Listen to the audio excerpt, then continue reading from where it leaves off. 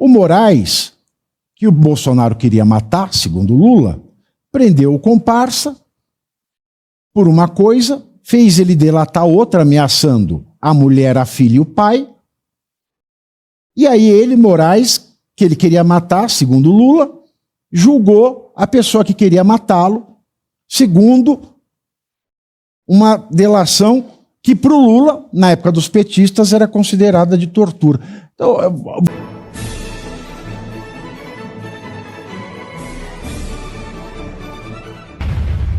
a perícia sobre a saúde de Jair Bolsonaro, que está preso na Papudinha, em Brasília. De acordo com o laudo da corporação, a saúde do ex-presidente demanda cuidados, mas não há, neste momento, necessidade de transferência para o caixão. Para a prisão domiciliar ou internação hospitalar. Porque esse laudo da PF, eu vou fazer uma pausa aqui, só falta dizer, a hora que ele estiver quase morrendo, aí é a hora da gente liberar. Porque eu estou me lembrando do caso Clesão, isso que estão fazendo com ele. No entanto, o documento da PF aponta que Bolsonaro apresenta, sim, sinais e sintomas neurológicos que aumentam o risco potencial de novos episódios de queda, necessitando de investigação diagnóstica. Veja bem. Diante disso, como medidas paliativas e provisórias, ou seja, como remendo, a Polícia Federal fez algumas recomendações, como instalação de grades de apoio em corredores e boxes de banho do alojamento, campainha de emergência, acompanhamento nas áreas comuns, avaliação nutricional, prática regular de atividades físicas e fisioterapia. Mas os advogados de defesa de Bolsonaro contestaram o laudo da Polícia Federal e entendem que o documento, aspas, não conclui de forma expressa pela possibilidade de manutenção de Bolsonaro no atual local de custódia. O laudo se limita a registrar a inexistência de indicação de internação hospitalar imediata, consignando, contudo, que o quadro clínico descrito exige a observância rigorosa de medidas médicas e assistenciais específicas. Fecho aspas. Ainda na declaração, a defesa ressalta que o próprio laudo da PF reconhece que a eventual ausência de medidas médicas e de amparo podem resultar em descompensação clínica súbita com risco concreto de morte, bem como aponta risco de novas quedas. Na sexta-feira passada, durante entrevista para a TV Aratu, na Bahia, Lula ironizou. Ele ironizou o quê? A prisão do Bolsonaro, é isso? Né, porque tá bem encaixada uma notícia na outra, viu, Alemão? Parabéns. Nós estamos falando do laudo, o Lula ironizou o quê? O PL da dosimetria. Aí eu pergunto, o que uma coisa tem a ver com a outra? Ah, tudo bem, mas mas tem que jambrar melhor, né, o engate da notícia. E o Lula ainda disse que Bolsonaro deve permanecer preso e ainda chamou o ex-presidente de cachorro louco. Vamos acompanhar o nosso lampião, o nosso parasita. Se você tiver um cachorro louco preso e você soltar ele vai estar mais manso? No caso, o cachorro louco seriam aqueles que atacaram... Ele vai morder alguém. Esse cidadão tentou destruir a democracia brasileira. Esse cidadão, sabe, que foi condenado a 27 anos e 3 meses de cadeia, esse cidadão tinha um plano para matar o Lula, para matar o Alckmin e para matar o Alexandre de Moraes. Deu tudo no inquérito da Polícia Federal. Então esse cidadão, e não foi ninguém da oposição que denunciou, foram os comparsas deles que delataram ele. Isso está nos documentos, está no telefone, isso está nas delações. Então, veja, você acaba de condenar, no dia seguinte alguém aprova uma lei para liberar os caras? Para diminuir as penas? Se então, derrubarem um veto, acontece o quê, presidente? É problema do Congresso Nacional. Eu fiz a minha parte. O Congresso fez a dele, aprovou. eu sei as condições de que isso foi discutido, sabe? Eu fiz o meu papel. Eu vetei, porque não concordo. Esse cidadão tem que ficar preso. Um belo dia pode ter uma anistia para ele, sabe? Como teve depois de 1964, 10 anos depois, ou 15 anos depois. Ou seja, mas não dá para você brincar de fazer julgamento. Se você liberta ele, você desmoraliza a seriedade da Suprema Corte que o condenou. Você veja aí, Caivano, é de fato o Lampião. É o Lampião. Mentiroso, porque o Lampião era mentiroso também, né? O Lampião, a cada entrevista, ele falava uma coisa diferente. Parece certo cidadão. De fato, eu acho que o Lula disse a verdade. E que, de fato, ele traz a carga genética do pior demônio que existiu no Brasil, que é o Lampião. Você veja, ele se refere a si próprio na terceira pessoa, né? Ele é um deus, né? Esse cidadão tentou matar o Lula, o Alckmin e o Alexandre de Moraes. Aí ele fala, não pode brincar de lei. Ele tentou matar o Lula, o Alckmin e o Alexandre de Moraes. Ele tentou matar o Alexandre de Moraes. E o juiz foi o Alexandre de Moraes. Não foi a oposição que denunciou.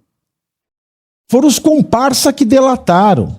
Como é que funcionou? Funcionou assim. O Moraes, que o Bolsonaro queria matar, segundo Lula, prendeu o comparsa por uma coisa, fez ele delatar outra, ameaçando a mulher, a filha e o pai. E aí ele, Moraes, que ele queria matar, segundo Lula, julgou a pessoa que queria matá-lo, segundo uma delação que para o Lula, na época dos petistas, era considerada de tortura. Então, você veja aí que este homem, se esse Brasil, de fato, estivesse preocupado com fake news e desinformação, ele encabeçaria os 2 inquéritos do fim do mundo, milícia digital e fake news. Porque se há alguma coisa que não presta nesse país, além, é claro, do Mussolini da Moca, este senhor. Tem razão, Pavinato. E aí tem mais uma declaração de sincericídio implícita, né? Que é justamente essa questão dele dizer que se você libertar Bolsonaro, você vai mexer com a credibilidade do STF. Isso significa 2 coisas que a gente já conversou muito aqui, já conversamos em outros programas, e que eu tinha feito analogia bastante cedo, lá em 2023 ainda, do 8 de janeiro nosso, com o incêndio do hashtag, que ocorre justamente para dar credibilidade ao governo. Um governo que não tinha maioria no Congresso e que precisava ter um inimigo interno para que a população o apoiasse. Então a preocupação dele, quando ele diz isso, que lá no futuro ele pode ter uma anistia, como inclusive ele teve, né? Ele e os seus comparsas. Ele, na verdade, teve uma graça, né? Isso foi de graça, porque nem das questões de 1964 ele participou, mas os seus asseclas, né? Toda a sua... as pessoas que estão ao seu redor ali participaram sim, com roubo, com sequestro de embaixador. Ele não, porque ele era X9. Do como é que é o nome do delegado? Do Romeu Tuma. Ele era X9 do Romeu Tuma. Exatamente. Ele dedurava os colegas da esquerda por Romeu Tuma. Ele não presta desde sempre. Desde sempre. Tanto que tem uma foto emblemática, para quem quiser pesquisar, pesquisa aí, foto do Lula fumando na porta de trás do Camburão. Pode pesquisar, você vai ver. Então é o que o Pavinato falou, não é achismo, é o que acontecia de fato. E aí colocam no junto. Isso aí está no livro do Romeu Tuma Júnior, assim, que eu li, que é fantástico. Assassinato de Reputações. É o livro mais mal escrito que eu já li na minha vida. Quem escreveu foi o Tognoli. Eu não sei. É verdade, Pavinato. É impossível de ler de tão mal escrito, mas está escrito lá. A história é pertinente, né? Mas assim, o pior livro já escrito, o livro mais mal escrito que eu já li na minha vida. E com mais de 450 páginas. E tem o 2 ainda, eu não tive coragem do 2 porque o 1 já era muito mal escrito. Torna realmente muito difícil a leitura, mas a informação parece que até tem que lá... o Lula que escreveu. Parece, verdade, bem lembrado. Então, quando você pega tudo isso, o fato dele estar na anistia, e agora ele fala de anistia, ele estava justamente para tentar tirar dele, né, descolar da imagem dele, essa pecha de X9, que todo mundo sabia, todo mundo sempre soube. E aí, para finalizar e passar de volta para você, Pavinato, a questão é única. Cadê o sucessor do Lula? Não existe. Porque simplesmente ele mata qualquer pessoa que se destaque ao lado dele. E isso mostra muito mais do caráter dele do que qualquer outra coisa. Basta olhar com um pouquinho de atenção, você vai perceber que ele é igual ao Lampião, como o Pavinato disse. Será o Lula, João, carcará? Pega, mata e come? Poderia ser, Pavinato, mas eu só pegaria, se me permite, um gancho na parte anterior da Polícia Federal, porque a Polícia Federal faz o laudo, esse laudo, né, meio aberto, mas é que é aquela história, né? Várias instituições como Polícia Federal, OAB, enfim, foram permitindo, né? Foram tapando os olhos, achando que em algum momento, vamos voltar ao normal. Então, é meio difícil agora voltar ao normal. O que sempre causa muito espanto é grandes profissionais da Polícia Federal, grandes delegados, enfim, que ficaram em silêncio com essa questão toda e agora fica difícil retomar a tal da institucionalidade. E o Lula ali menciona na entrevista, tudo que é contra ele é contra a democracia, um ataque à democracia, enfim.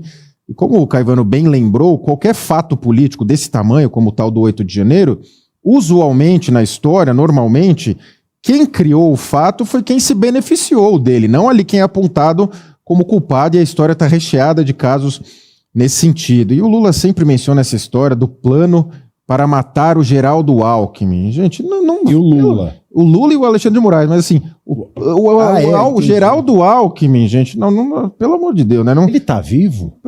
Aparentemente ele tá vivo lá. Nossa, eu não lembrava.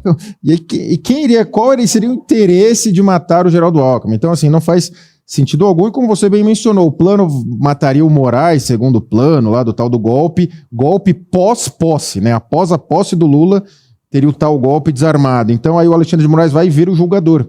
Então assim, o Lula esqueceu de mencionar esses fatos, que o Alexandre de Moraes teria o plano, ele está julgando, o ministro da Justiça dele, no dia dos fatos, Flávio Dino, também é julgador, o advogado pessoal dele, em vários casos, Zanin, também julgou. Então alguns fatos ele não menciona e coloca tudo no pacote que é a tal da democracia. Essa democracia que eles falam, na verdade, não existe. É o que eles querem, é o que o Lula quer que seja democracia. E para mim ele só está cumprindo o papel, esse negócio da dosimetria, ele sabe que vai passar.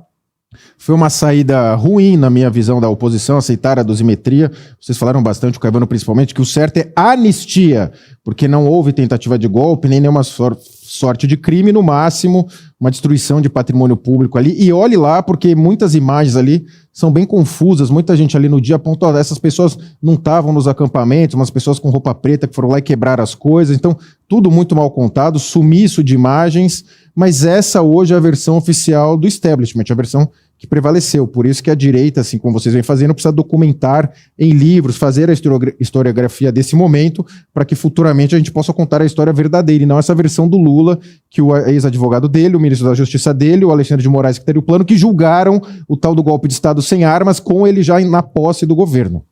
João, Pavi, é engraçado que não tem, né? O povo fica falando aqui, o Lula vetou anistia. Não teve anistia, não teve projeto de anistia, não foi votada nada de anistia. O que foi votado foi um projeto de autorização do tipo penal e da lei de execução penal que muda para esses crimes a aplicação da alteração do regime de pena e também a dosimetria penal. Ou seja, ele vetou uma coisa que já seria impossível de se aplicar, que teria que voltar caso a caso para votação dos mesmos ministros. Bolão, Reco-Reco, Careca e Bento Carneiro, que o Peruca foi para outra turma. Tinha que voltar a casa do cara. E é bonito, né, Caivano? O Lula, ele acha que... Ele falou aquele monte de groselha, nada faz par com nada, mas ele falou as palavras do bingo do trouxa. Instituição, democracia, legitimidade e credibilidade. Aí você põe isso, mistura, fica exatamente, bonito. Bate no liquidificador, chacoalha e toma, né? É engraçado. E ele essas entrevistas deles não tem uma pergunta difícil, né? Não tem uma pergunta difícil. Não, senão não consegue responder. Aquela Daniela Lima foi ele suou frio. Eu ia dizer o seguinte, né? Se teve esse plano, e vocês lembraram que cadê o Alckmin, né? Ninguém sabe onde ele tá. Se houve esse plano para matar Lula e Alckmin, por que não investigaram o Pacheco? Que é o próximo na linha de sucessão. É ele que tinha interesse. Que interesse podia ter alguém para tomar o poder, tomar o Estado, matar presidente e vice-presidente? Já vai sair. Se você está dando um golpe, eles já serão retirados. E o Barroso, é uma loucura sem... Que o Barroso era presidente do Supremo. Exato, exato. Seria o próximo depois do presidente do Congresso. Ou seja, é tudo errado. É isso aí, tudo errado. É tudo, não tem nada certo disso aí. Eu estava pensando matar numa o coisa Alckmin é aqui. demais. Eu não lembrava que ele estava vivo, eu juro para vocês. Não, eu juro por mim mesmo, por Deus, por meus pais. Eu ia falar uma coisa muito importante aqui, eu esqueci, Caivano. Ô, louco. Mas era tão importante que Dosimetria, não é ou não? Não, não é. Era desse negócio aí do... É verdade. O Lula deixa a gente louco. Não, o sucessor... Ah, você falou do sucessor do Lula. Sucessor do Lula. Né, o Lula não tem. O Lula é prática... É terra arrasada. É terra arrasada. Ele tentou emplacar a Janja. Mas a Janja não colou. A Janja não tem carisma. Além de cafona, ela não tem carisma. Tá? Então fica aqui, é só para lembrar que ela é cafona também, que faz tempo que eu não falo isso. E eu também estou muito curioso para saber qual é a alegoria, né? Qual é a fantasia que ela vai desfilar na Sapucaí. Capricha, hein, Janja? Porque eu vou para Sapucaí só para ver a Janja passar. Eu vou para Sapucaí só para ver a Janja passar. Eu convidei a Julie Milk para ir comigo. Para vocês fazerem o programa exatamente. de crítica fazer a crítica. Queremos fazer a crítica. E o programa que fazia isso, não tinha? Da noite, como é que chamava? Da elegância, da fantasia da primeira dama. Porque se não estiver bonita, eu vou falar. Essa fantasia é o Apocalipse. Eu nunca lembro o nome do cara que faz isso no Instagram, eu acho muito engraçado. Como comer um torresmo elegantemente. Quem lembrar, fala aí que eu não lembro. Em meio à polarização... E você aí, já está preparado para ter todos os argumentos para dizer que Marx não foi um cara legal, para dizer que o comunismo não é um lugar para diversidade, para desmontar essa grande fake news histórica da esquerda, que é repetida por nossos professores de história, de geografia, de sociologia, que é repetida nas universidades, que é repetida nos livros. Está preparado para dizer por que Marx não era um cara legal e por que todo marxista raiz também não é, e por que o comunismo é terrível? Você já leu Nos Anais de Marx? Pois é, aqui nesse livro você vai encontrar tudo o que você precisa saber para responder aquele sabichão que diz que Marx é um cara legal, pois não é. Leia agora, Nos Anais de Marx, a trolha do comunismo transviado para encaçapar idiotes. À venda em todas as livrarias do Brasil, pelo site ou nas lojas físicas. Não deixe de ler.